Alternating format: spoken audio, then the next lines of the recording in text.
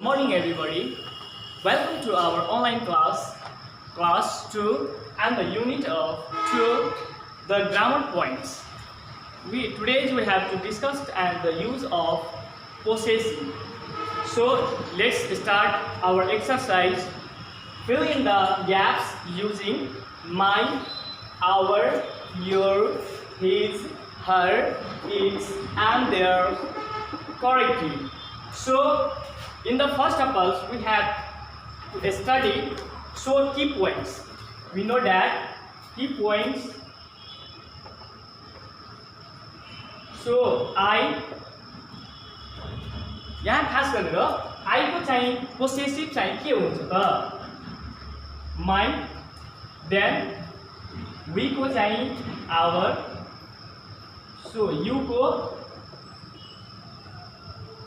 your, so next he को चाहिँ they को theirs, he को his, she को her and it को its हुन्छ। यो सबभन्दा पहिला हामीले यो थाहा हुनुपर्ने हो पोसेसिभ की पोइन्ट्समा भनेको आई को चाहिँ पोसेसिभ के हुन्छ, माई हुन्छ, वी को आवर हुन्छ, यू को योर हुन्छ, दे को देयर्स हुन्छ, ही को हिज हुन्छ, सी को हर हुन्छ र इट को इट्स हुन्छ। So let's start our exercise in the first of all one question number of 1. So I am busy with, so underline 1. यहाँ चाहिँ I am busy with underline 1. यहाँ भनेको खास गरेर यहाँ चाहिँ सब्जेक्टमा आई आएछ र यसको चाहिँ भनेको पोसेसिभमा भर्दाखेरि अब यहाँ भन्नु छ my, our, your, his, her, its and theirs correctly ठाउँमा पनि भर्नुपर्ने हो। आई को चाहिँ मैले अहिले नै भनेको आई को चाहिँ के हुन्छ पोसेसिभ माई हुन्छ। सो लेट्स हामीले युज गर्ने my. Next question B you are busy with the underline 1. So यहाँ चाहिँ भनेको you are busy with the underline work छन्। यहाँ पनि भनेको जसरी सब्जेक्टमा यू आएछन्, यू को चाहिँ भनेको के मैले अहिले भनेको की पोइन्टमै भनेको यू को चाहिँ योर हुन्छ पोसेसिभ। त हामीले युज गरिदिने के your. C number we are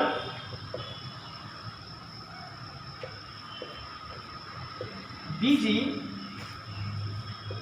with underline work. So अब चाहिँ यो सब्जेक्टमा भनेको वी आएछ, वी को चाहिँ भनेको अहिले नि मैले भनेको वी को चाहिँ भनेको पोसेसिभमा भनेको आवर हुन्छ। तो हामीले भनेको युज गर्नु छ अब यो पोसेसिभ अन्डरलाइनमै वी को चाहिँ के हुन्छ आवर हुन्छ। नेक्स्टमा D number question he is busy with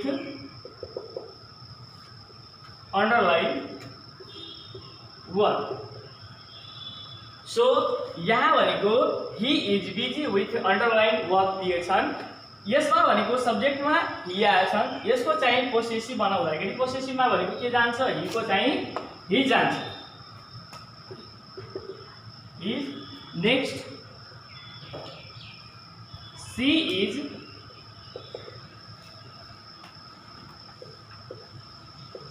busy underline work. She is busy underline work दिएछन्। अब चाहिँ भनेको सी को पोसेसिभ चाहिँ के हुन्छ त, अब सी को पोसेसिभ यहाँबाट हामीले खोज्ने हो। सी को पोसेसिभ चाहिँ हर हुन्छ, her. Next F number it is busy, it is busy with underline work full stop. Next अब चाहिँ इटको it is busy with underline work छ। अब इटको भनेको पोसेसिभ के हुन्छ यहाँबाट हामीले खोज्ने इटको पोसेसिभ चाहिँ इट्स हुन्छ। Next questions G number. So they are busy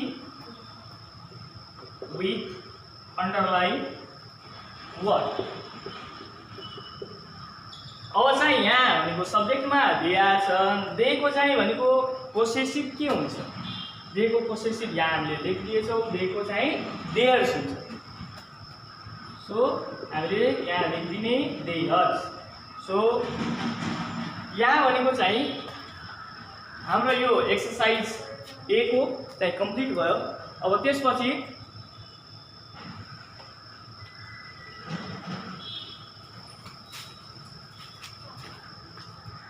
so यहाँ चाहिँ भनेको they are busy with underline works. यहाँ भनेको खास गरेर यहाँ देको चाहिँ पोसेसिभ बनाउँदाखेरि यहाँ मैले लेखिदिएछु देको देयर हुन्छ। त्यो अनुसार गर्दाखेरि यहाँ अन्डरलाइनमा भनेको खास गरी के गर्नुपर्ने हो देको चाहिँ देयर हुन्छ। अब अहिले यो हाम्रो एक्सरसाइज कम्प्लिट भयो। अब एक्सरसाइज बी तिर जाऊ। बीमा के भन्न खोजेको छ यहाँ भनेको ए तपाईहरुले भनेको बनाउनु होला त्यसै गरी भनेको बी पनि तपाईहरु घरमा भनेको प्र्याक्टिस गर्नु होला। त्यस अन्तर्गत म पनि अलि हेल्प गरिरहेछु तपाईहरुलाई भनेको यो सम्झाउनको लागि कसरी बनाउने। अहिले जस्ट म यो सबै मेटेर अनि त्यसपछि म अर्को भनेको बी एक्सरसाइज भनेको तपाईहरुलाई बताउन गइरहेको छु।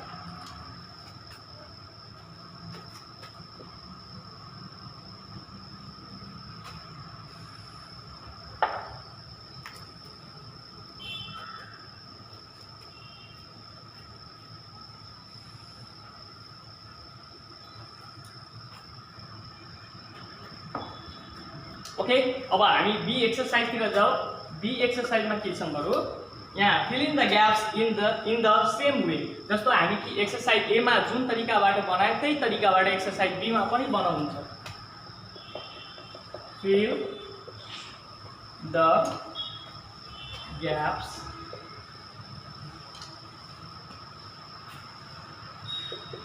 In the same way.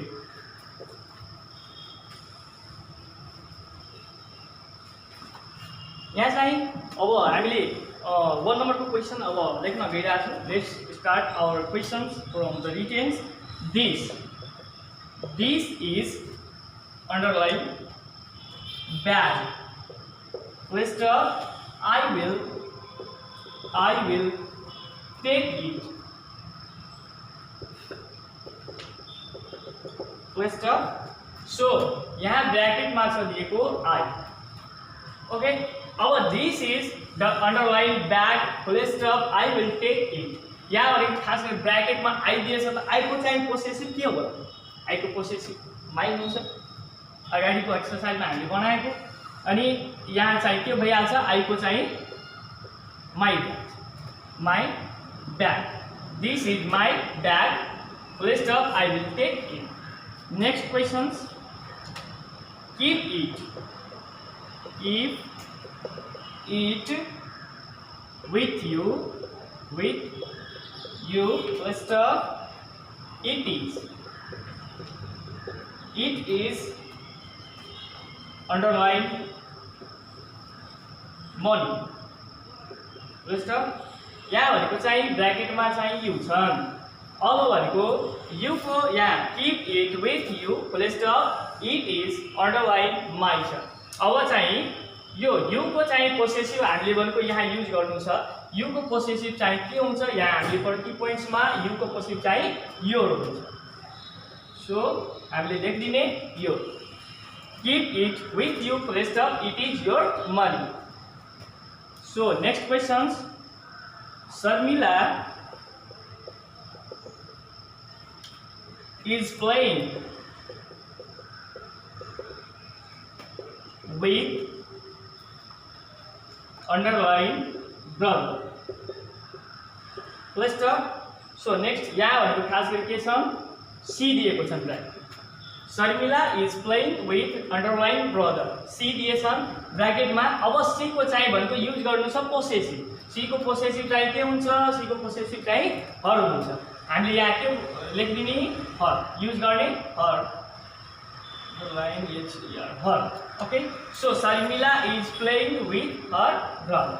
So next question, we are going to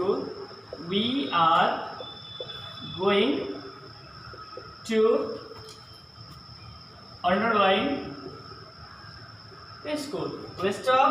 And यहाँ छन् दिएको we. अब यहाँ भनेको fill in the gaps छ। यहाँ भनेको चाहिँ अन्डरलाइनमा भनेको वी को पोसेसिभ चाहिँ गर्नु छ।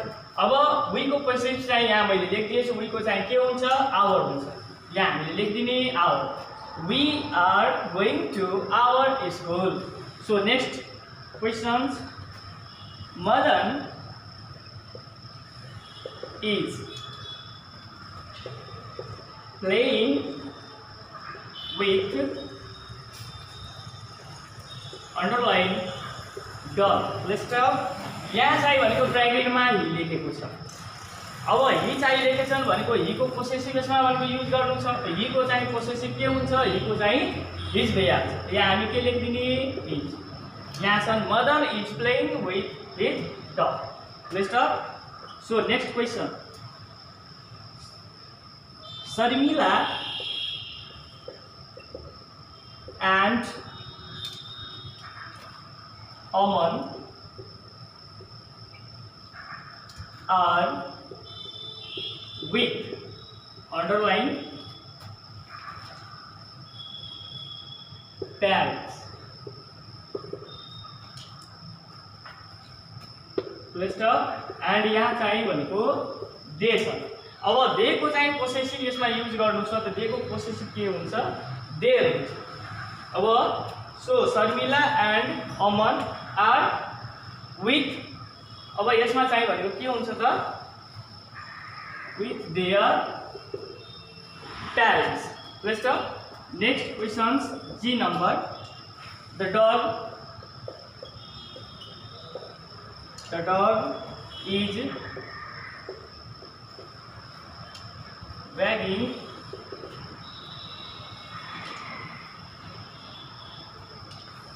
tail. Let's stop. यहाँ चाहिँ इट छन् ब्राकेटमा दिएको।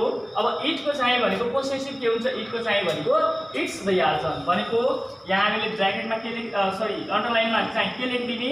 इट्स लेखिदिने। अब this is the complete sentence. यहाँ the dog is wagging its tail. यो चाहिँ भनेको हाम्रो it's over. This types of the exercise has been the end. We have to discuss and another way. Next week we take the next passage. So today we have to stop our online class. Thank you very much. Thank you.